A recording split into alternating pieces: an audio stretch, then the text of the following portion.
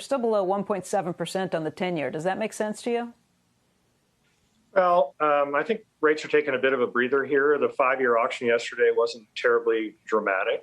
2.57 is the 5-year break even, but the auction came out, around 75 basis points. And so there's still deeply negative yields here. The 2-year auction that we went through was a yawner, as they say.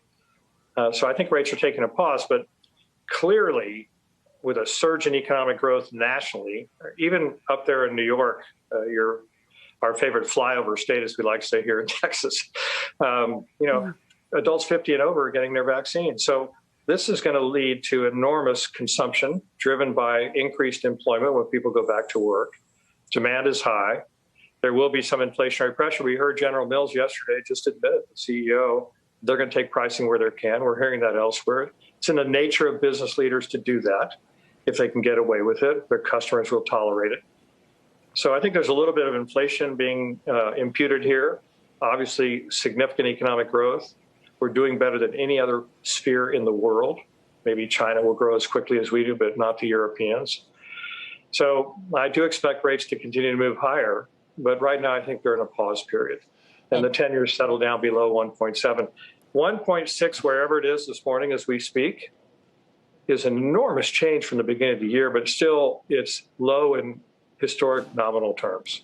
Richard, to your point about European growth likely to lag, do you think that will persist for quite a number of years in the same way that it did after the last crisis? And with that in mind, is it possible that US rates will get a bit of a benefit from global rates still remaining much lower and therefore kind of anchoring what level of increase we might see? Of course, that differential is important. It also has implications for the dollar. We've seen the dollar bottom out, raise its head a little bit after a significant continual decline throughout the last year. And let's face it, Europe's weaker than we are. Their vaccine program has been very poorly administered. It's a testimony to what's happening here. We're outperforming. I would expect it to be reflected in money wanting to come here. That should hold down rates. But at the same time, a surge in growth and these enormous government deficits, the more the government talks about doing more spending, that puts pressure on the rates at which you finance that spending.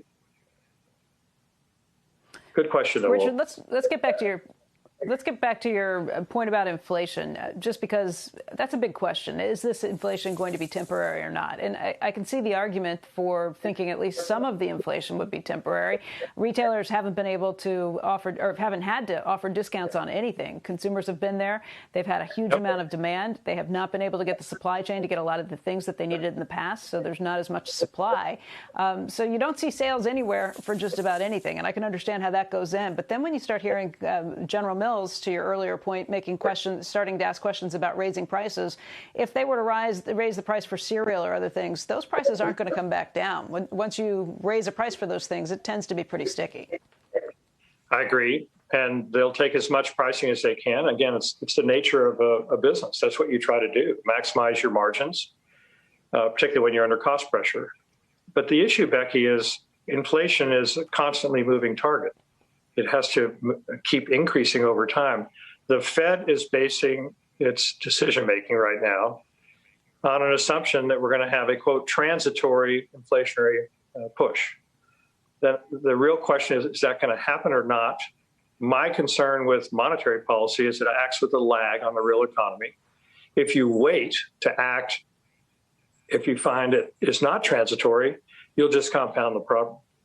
So this will be a real test. I understand their logic, and I think they're probably correct in their assumption, but there is a risk that they're not. And once you get this dynamic moving, we saw this in 2008 before the legs were pulled out under the table when Lehman failed. We were running a significant inflationary pressure, 9.2% if you took the monthly and annualized it, and then demand collapsed. Well, now we've been running hyper low inflation, demand is surging, and that should put more pressure on rates, I would think, and also may lead to a dynamic, I think the risk is still low, but could lead to a dynamic where businesses begin to get used to this and price more aggressively continually. Shepard Smith here. Thanks for watching CNBC on YouTube.